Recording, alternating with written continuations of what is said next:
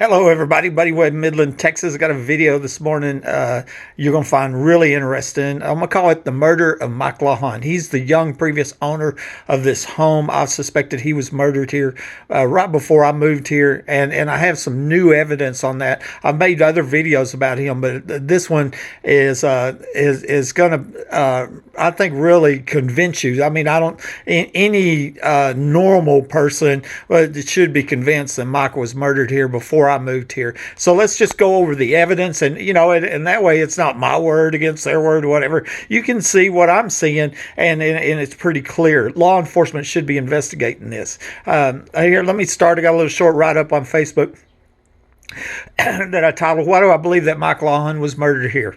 I transferred to Midland from Hobbs to Mexico in November 2008, and right before I closed on this house, the young previous owner, Mike Lawhon, died. Mike was 27 years old, married to Sarah, and they had two small boys.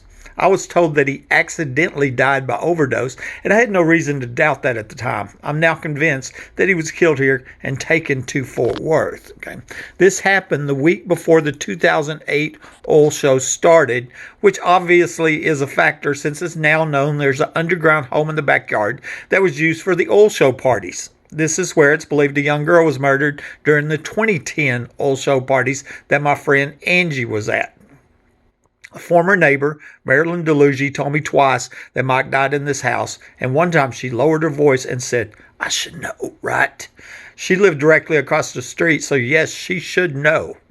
When I Googled Mike's name, I found two death notices were posted for him by the Odessa American.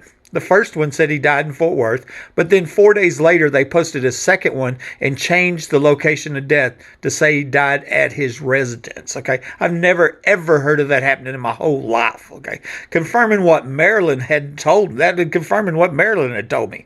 His death certificate says he died at his mom's house in Fort Worth, so I suspect he was killed here and then taken there. I even wondered if he was flown there on a private plane. A local businessman, Aaron Packelhofer, asked me if I knew the names of the four people that had died in my home, and obviously he was counting Mike Lawhon as one of those four. Okay, law enforcement could talk to him and get them names. I tried to get the previous police reports for my home, but the city of Midland and Attorney General Greg Paxton denied me access to them. I wondered if they would provide clues into what really happened to Mike, or if the previous owners had reported burglaries like I did. A friend of Mike's told my friend that he told them that somebody was breaking into this house before he died. Mike was telling these people that people were breaking this house before he died. This home was listed on the market, and I first looked at it on October 1st, 2008. I made an offer, and then Mike and Sarah made a counter offer, but it was more than I was wanting to pay, so I walked away from the negotiations. On October 12th, 12 days later, Mike died, and my realtor called and said that Sarah would drop the price if I would agree to buy this home. She lowered the price by $35,000, and I paid around $130,000. Okay, that's a huge drop, right? I thought it was my good fortune at the time, not knowing this home was rigged for murder, and it's a nightmare that won't end. The ex-wife later told me, "You were chosen to buy this home." And I believe that to be true, as I now suspect that my Hobbs home was one of the many other rigged homes. I've documented these homes all over the country reporting people in the attic. And I'm talking about Hobbs, New Mexico, 100 miles from here. This would mean that Mike was chosen to die. And if I was chosen to buy this house, that means Mike was chosen to die, and that's called capital murder. I have a feeling Sarah knows something since she dropped the price, that huge amount. I took pictures of this home when I first looked at it, and I happened to get a picture of the back door to the garage. This is important because 28 days later, I met the home inspector here, and we found somebody had kicked out the doorknob for the door. That was Perkins Brazier. He was the home inspector. This proved that a brute force entry happened between October 1st and October 28th, and Mike had died on the 12th. I wondered if his killers had kicked in that door, chased him down, and they gave him a fatal shot of Darvocet before taking him to Fort Worth. I also wondered if the doctors that kill for profit, which the ex-wife had already told me about, had something to do with this. After I was shot, I found pictures on Google Earth showing that the next door neighbor installed a suspected tunnel entrance in his backyard sometime between 3/31/08 and 12/5/09. I wondered if this suspected tunnel entrance had a connection to Mike's death, since he died during this time frame. It was removed between 10/2/14 and 4/28/16, which was after I posted pictures of it on Facebook. Okay, I would often see people out there in the middle of the night with flashlights, and I felt sure it would allow them to come under my home. It probably connected to the underground home in the backyard that you could see on Google Maps. I spoke with Mike's sister, Susan McGaina, who had seen the picture of the Kansas City Chiefs cap that I found under the cabinet from where I had been shot. Obviously, it had been left by whoever poured concrete to cover up the trap door while I was in the hospital. Susan told me they had a brother here named Brian Tennis that was a big Kansas City Chiefs fan. I took this as a clue. This is Dallas country, by the way, So, I mean, there's not a lot of Kansas City Chiefs fans running around. I also spoke with Brian online, and he said that Susan didn't know what she's talking about, and he described a confrontation involving a gun between him and Mike before Mike died, his brother. He said his wife lived here around that time. An investigator recently told me that Brian Tennis's phone number had been called by MPD detective Rosie Rodriguez, so I wondered if they were friends. That would explain a lot. She's like one of the number one secret police suspects for tampering with evidence, falsifying police reports, perjuring herself in court. I mean, she's a main player, and I was told that Brian's number was on her phone by an investigator just recently. That's new information.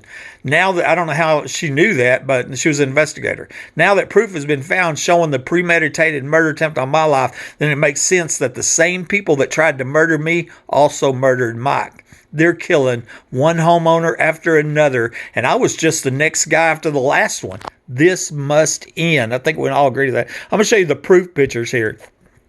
Okay, here on the top side is the obituary for Mike Lawhon, and it's what I said. He's 27 years old, had 2 little boys. He was married to Sarah Buchanan Lawhon, okay? And then here's some of the relatives left there, his boys, Ethan and Ezekiel, and they're growing up without a dad, and this lie told about their dad. I believe their dad was murdered here, okay?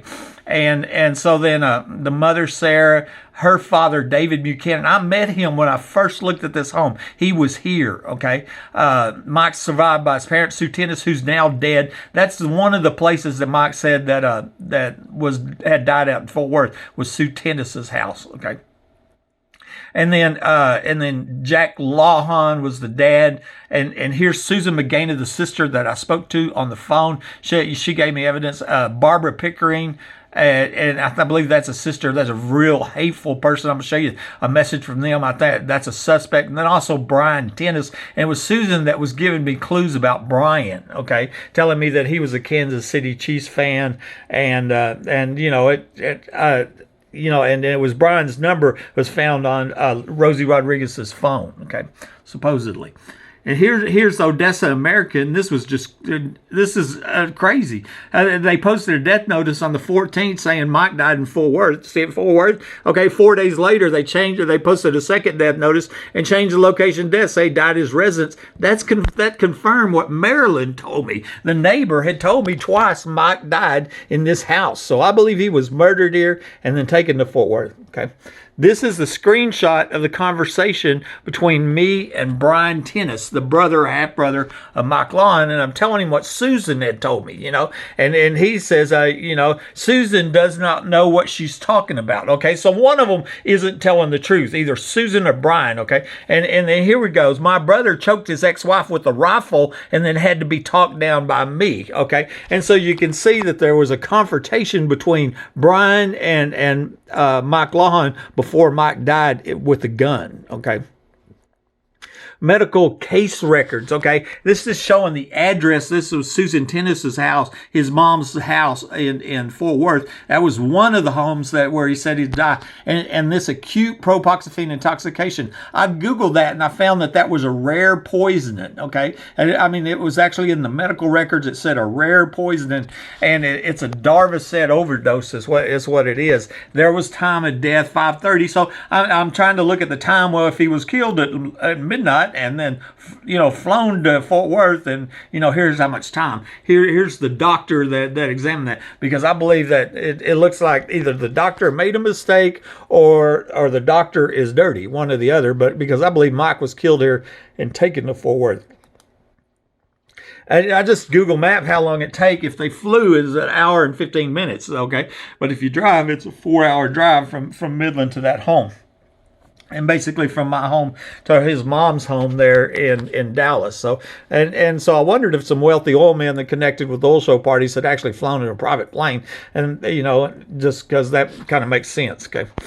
This next one here was a friend of mine. She knows a friend of Mike Lawhon's, and she's telling me that he said that Julio was his name. Julio was saying Mike would always talk about how he felt like people were in this house, how he knew people were in this house. So Mike was reporting the same crimes that I was reporting before I'm ambushed and shot with my phone lines cut. That's a big deal, right? Here's another print screen from a woman named Stephanie Black Stevenson. She's telling me a story about my neighbor across the street told me her friend bought that house, my house, after the murder of her son and only lived there for 5 months and then sold it to you. She said that everything you're saying is a fact and that the neighbors wouldn't even speak to her about it, all about that stuff she was telling them. So there's more leads for real, legitimate law enforcement to follow, okay? This picture was taken on my very first day to look at the house. I drove over from Hobbs to Midland, met with my realtor, Janine Pruitt, and she brought me by here. It just got listed on the market October 1st, 2008. So I'm taking pictures, and I happened to get a picture of the back door. Actually, where she's standing is right where I shot. But see, the back door knob's fine. 28 days later, me and the home inspector over here, Perkins Brazier, and there's a hole there where somebody kicked out that doorknob, So sometime during that month, that back door had been kicked in. And, so somebody brute force entered this house, and Mike died on the 12th. I wondered if his killers hadn't kicked it in, chased him down, gave him a shot of the rare poison Darvocet, and took him to Fort Worth, okay? This is the cabinet from where the evidence shows the shot came from. We know that for a fact. Multiple people are documented saying there's tunnels and underground homes are here, along with supporting evidence on Google Maps. One guy used to, Ricky Ronaldo said, I used to live in the house. I used to go in the tunnels under when we were kids, But so I now believe what happened is this cabinet, this weird cabinet, hid a trap door, and of course at the time of the murder attempt there was a burglar trapped in the bathroom, and so that might have been their motive for murder. I don't know. But this cabinet had the door missing, the shell missing, the kickboard missing. It was never put together right, But nobody would ever suspect it was a hidden trap door and goes down to $1 million underground home that was put in for the Bushes in 1987 with a budget of $7.35. Nobody would ever think that, Anyway, when I returned from the hospital, I found a Kansas City Chiefs cap under there, okay, and concrete. Okay, there's no trap door there now. I believe that concrete was poured while I was in the hospital, and probably between the two police entries to my home on the night I'm shot, the 28th, and then 3 days later on the 1st is when the consent to search form. And the second entry was the only entry that we were supposed to know about because they were withholding the police report on the first entry, and that's where they accidentally started the camera and got caught, gave me the pictures of the sacred place. Well, I believe that when they poured the concrete, they left that hat, okay? And because, that was left during the cover-up is what it was, okay? I was definitely shot in front of this cabinet, okay? Well, somebody sent me this, Susan Tennis, the mom there at, that's one of the houses Mike Lawhon died at, that she was a Kansas City Chiefs fan. It was right on her obituary. Okay, here I'm going to show you here. These are dated Google Earth apps. You can get Google Earth. It's free. You can go look at my address, 3802 Fair Circle. Go back in history. Okay, and that's what I did. Okay, and so and the older pictures are blurry because of technology. So back in 33108, I'm looking in the backyard of the neighbor's house. There's nothing there, and that's basically what I'm showing. So nothing's there when the plane flew over or whatever. But here by December 5th, 19, you see the suspected tunnel entrance in that backyard. That's it right there. Is the suspected tunnel entrance in the neighbor's backyard. So sometime between these two dates, that was put in, okay? In my backyard right here next to it is where it's believed one of the underground homes is located. And of course, here's where, you know, it's believed Mike was murdered at and where I was ambushed and shot, okay? And so someone during that time, that suspected tunnel entrance was put in, and that's the time frame that Mike died. That's the question, if this had a connection to Mike's suspected murder, and some people wonder, I wonder if this guy here, he knew about the $1 million underground home that was a moneymaker. He wanted to take it over, so he killed this guy. He put him a tunnel in under there or something, and then I moved in as the next unsuspecting homeowner. I don't know that, but law enforcement could start asking some real questions. Okay, I found that on Google on these map pictures, started posting it on Facebook, and the guy took it out. Okay, you can see it was here on October 2014, and then it's gone. It's no longer there. It's like, oh, buddy found it. Buddy found the tunnel entrance. Let's move it somewhere else. Okay, that's what it looks like. Okay, here is the schedule for the oil show, okay? And it's just showing you that the oil show started on October 20th. Mike died on October 12th, okay? 1 week before the oil show starts. And in the backyard is an underground home where they're having oil show parties. That's kind of a big old winky dinky, don't you think?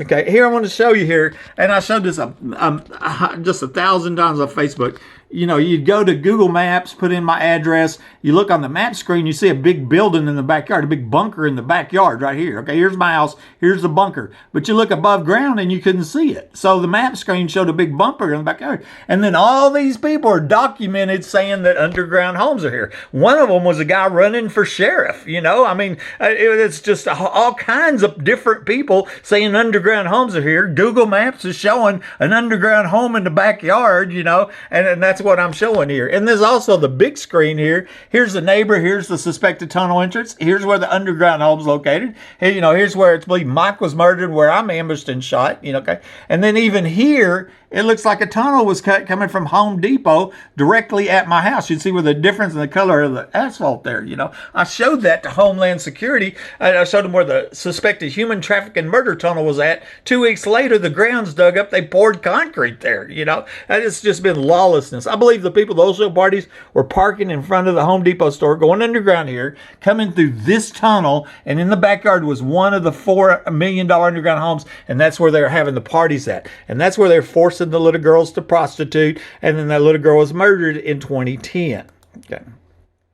More Google Map pictures, okay, and they're dated 10/2/14. You can see it there in the backyard, in the neighbor's backyard, suspected tunnel entrance right here. It was like in the middle of the night, I'd see people out there with flashlights, flashlights out there, and I was just sure that this right here was an entrance. They would come over to and come under my house, which allow people to get in the attic of this house. Okay, this was taken on on April 16th. You can see they had just taken it out. You can see where the grass hadn't even grown over right there. Okay, and that's the suspected tunnel entrance of the neighbor's backyard. There's a close-up of it. It wasn't a hot tub, I can tell you that. I know that for a fact. I could see it through the cracks of the fence here. And when I first saw that, I climbed on my roof about a week before the murder attempt, because I'm looking for how they're getting in my house, how people, and the ex-wife had already suggested, do you think they're coming from the ground? So I'm looking around and I see that, and it was hidden behind these boards right here, because I couldn't see it from the ground level, but when I got on my roof, I could see it. That's when I first seen it, about a week before, and then a week later, I'm ambushed and shot with my phone lines cut. Okay. This is interesting. Aaron Peckelhofer, okay? And it's not just Marilyn Delugi told me that Mike died in this house. Aaron tells me 4 people had been murdered, died in my house. But if I can ask, there were 4 people who were murdered, died in your house. What are their names? Well, I didn't know their names, but obviously he does, Then I later see where the city of Midland gives as a gift Aaron Peckelhofer $72,000 to start his dream business up, a brewery. He owns a brewery in Midland, Texas, Eccentric Brewing Company in Midland. And some people have asked if the city city of Midland didn't give taxpayers money to cover up hush money to cover up capital murders for the underground homes? I think that's a legitimate question. I've got a feeling that might be against the law if they're using taxpayers' money to cover up capital murders. It just seems like it would be, I think. Okay, Robert Lee, he contacts me and he told me he owns the Harley dealership. And he asked me, he said, did a real estate person not mention somebody died or was killed in that house? So obviously Robert Lee knew somebody had died. I got a feeling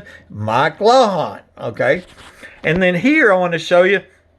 This is a first responder request records for the city of Midland. You go online, the Freedom of Information Act request means that these records, that we pay for as taxpayers, there are records. We should have access to them. And, and I asked the city, please send me records for calls to my home at 3802 Fair Circle before I transferred into town around November 1st, 2008. I'm interested in these records for the previous homeowner, Mike Lawhon. The 27-year-old father died a few weeks before I bought this home, and I suspected that he was murdered by the same people who shot me. And I went on and I told the story. Okay, I was denied access to the police records for my home by the city of Midland. They don't want me to see them. Okay, and I want to know if the police were called here. Was somebody calling, reporting people in the attic? Was the police here on the night that I believe Mike died? And I didn't know. They get sent to the Texas Attorney General Greg Paxton. Oh well, we'll let him decide. And the Texas Attorney General Paxton says, no, you cannot have records for your own home. We are hiding them from you because we need to hide them, for whatever reason. Ain't that amazing? And it's so obvious they're covering up the crimes and murders at this house, Okay, here we go. Here's some of the pictures. An investigator recently told me that Brian Tennis's, the brother of Mike Lawhon, right? His number was on her phone, and that's Detective Rosie Rodriguez. Okay, she's one of the top secret police caught planting evidence, tampering, lying on police reports, falsifying, and perjured herself in court. She's the one that made up the tripwire lie. I found the tripwire connected to his gun, but there ain't no tripwire in the evidence. None of the other 10 police mentioned a tripwire. The CSI that picked up my gun, Marty Barrett, he don't mention a tripwire. The only tripwire that ever existed was in her head. Okay, that's it. She's a liar, is what she is. She's a dirty cop, detective, liar, and this is a premeditated capital attempted murder. And then I was told Brian Tennis's phone number was on her phone. I wondered if they wasn't working together to cover up the crimes and murders connected with the underground facilities. Here's, I guess, as a sister I was telling you about, Mike Lawhon, and and I was being nice. Hi, Barbara. I'm looking for people that are related to Mike. I have some information which I think is important to your family. Please contact me. I'm being kind and nice. This woman right here, she's a monster. She says, you need to get some help. Leave my family alone. I'm the sister of Mike and the daughter of Susan Tennis. Okay, all of a sudden red flags go up because I'm the crippled survivor of a premeditated murder attempt. All I did was move to town and buy a home, right? And then these people tried to murder me, and then here's all this evidence showing that her brother died, and she's attacking me. And she goes on, oh no, you need psychiatric help. And see, that is the lies that were spread, the life-destroying lies to cover up the premeditated murder attempt on my life. So I think police need to talk to Barbara Pickering and sit her down, and she knows something about these underground homes, then or put handcuffs on her and throw her in prison. Okay. And so now we're back to the obituary. I mean, I don't know how you can't look at all this evidence and not be absolutely convinced that Mike Lawhon was murdered in this house. I know I am. It's just absurd. They're killing one homeowner after another. Buddy Webb, Midland, Texas.